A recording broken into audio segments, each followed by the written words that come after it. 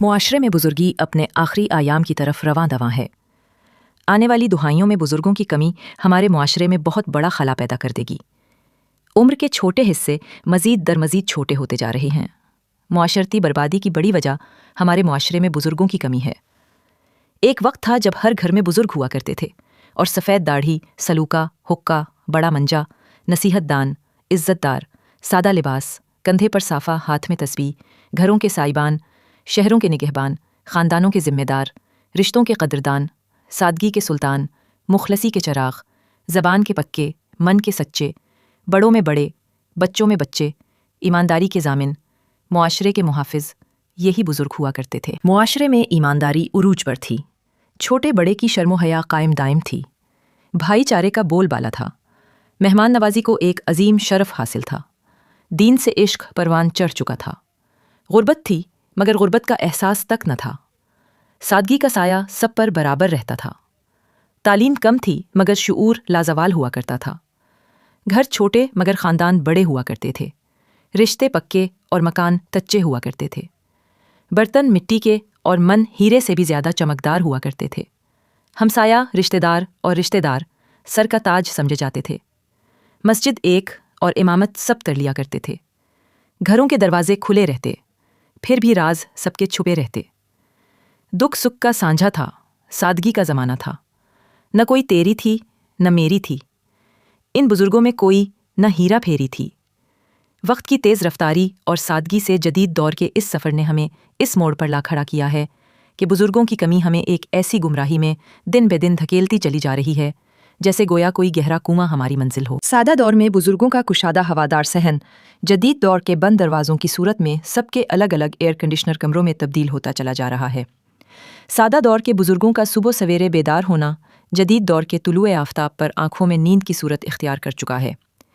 سادہ دور میں بزرگوں کے خط و خطابت کی چاشنی اور جوابی پرکشش انتظار اب جدید دور کے بدمزہ واٹس ایپ پیغام جیسی ٹیکنالوجی میں بدل چکا ہے۔ ٹیکنالوجی کچھ بھی کر لے مگر دل کے احساسات اور چاشنی کا مقابلہ نہیں کر سکتی جو خط کے جواب کے انتظار کی صورت میں ہوا کرتی تھی۔ بزرگوں کی مصروفیت کا زیادہ تر حصہ دینی سرگرمیوں کی نظر ہوا کرتا تھا۔ بزرگوں کے سادہ دور میں دینی سرگرمیوں کا بول بالا تھا، میلاد کے نام پر قرآن اور ذکر و اذکار ہوتا، رجب میں معراج ہو یا شعبان میں شب برات، قرآن اور ذکر و اذکار کا انعقاد ہی ہر سو پھیلا نظر آتا، رمضان میں اعتکاف ہو یا افطاریوں کا اہتمام، بزرگوں کے لیے قرآن اور ذکر و اذکار کی رونقوں سے بھرا رہتا، کوئی شادی ہو یا کوئی رشتہ طے ہو، بزرگوں کو موقع مل جاتا کہ اس خوشی کا آغاز محفل قرآن اور ذکر و اذکار سے کیا جائے گا۔ کوئی بچہ یا بچی کے پیدا ہونے پر بھی عقیقہ کی صورت میں بزرگ اپنے من کو قرآن اور ذکر و اذکار سے راحت پہنچاتے۔ کوئی عمرہ یا حج پر جاتا تو سب سے پہلے اپنے گھر میں محفل قرآن اور ذکر و اذکار کا اہتمام کرتا۔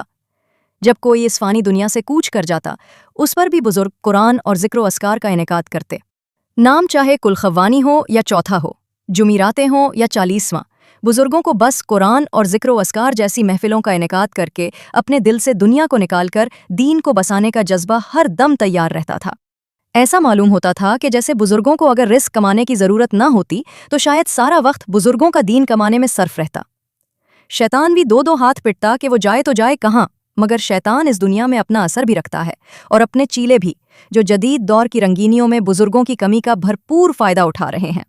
جدید دور کے بیتاج بادشاہ انٹرنیٹ نے بزرگوں کی کمی کی وجہ سے ہمارے معاشرے کو بہت الگ سمت میں ڈھال دیا ہے۔ انٹرنیٹ ہمیں یہ بتاتا ہے کہ میلاد منا کر کیا حاصل ہوگا، وہی خرچہ کسی یتیم پر کیا جائے تو بہتر ہے، یعنی دو دینی کاموں کو ایک دوسرے کے متقابل لا کھڑا کرنا، یہ شیطان انٹرنیٹ کا جال ہے۔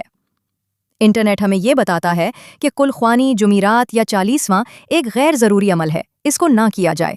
یعنی نہ مسلمان ایک دوسرے کے دکھ میں شریک ہوں، نہ بھائی چارہ پیدا ہو، نہ کوئی ذکر وذکار ہو، نہ کوئی کسی کے کندھے پر ہاتھ رکھے اور نہ کوئی کسی کو گلے لگائے۔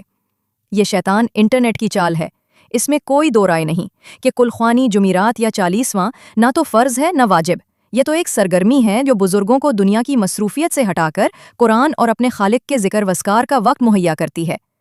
دیکھا جائے تو نام دن یا موقع سے کیا ہوتا ہے، انسان کا کیا جانے والا عمل کیسا ہے، یہ زیادہ معنی رکھتا ہے۔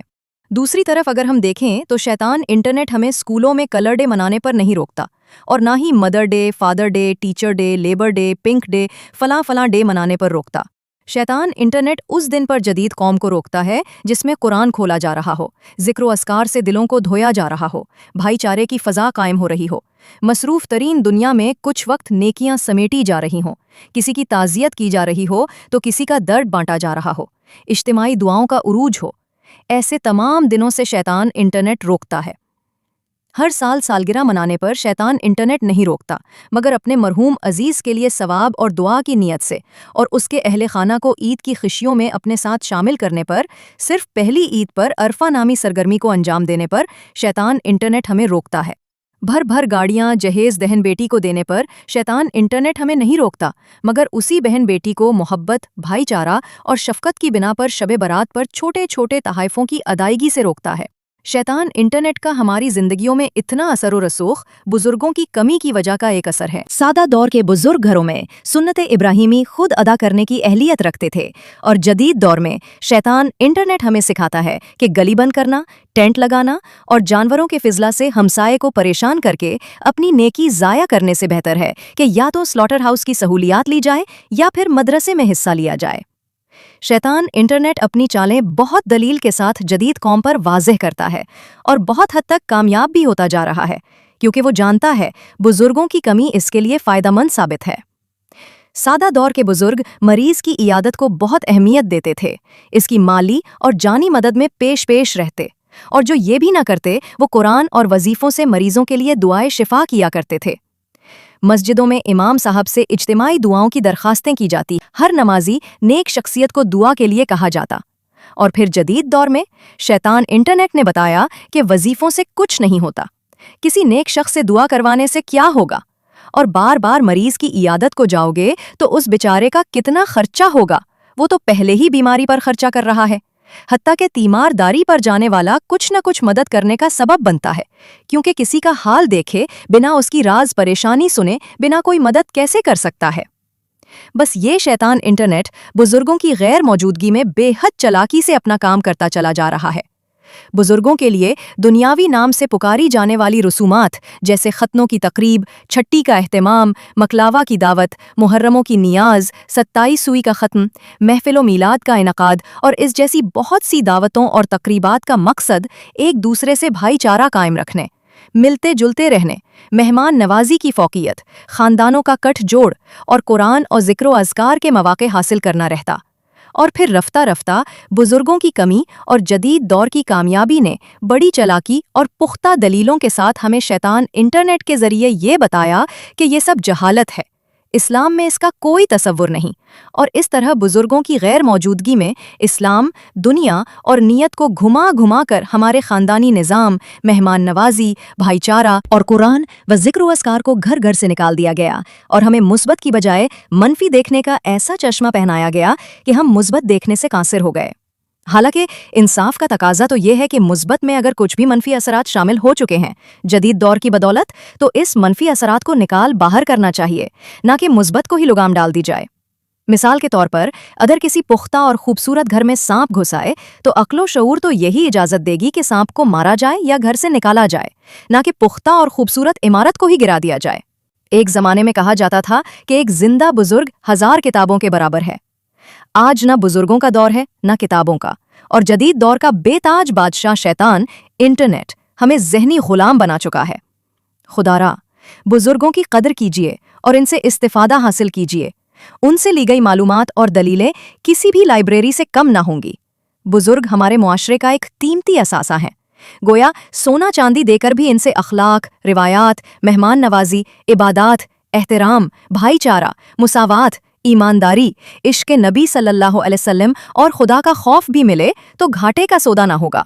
शैतान इंटरनेट के शिकंजे से निकलने का थोड़ा सा भी वक्त मुयस्सर आए तो सोचने की कोशिश ज़रूर करें।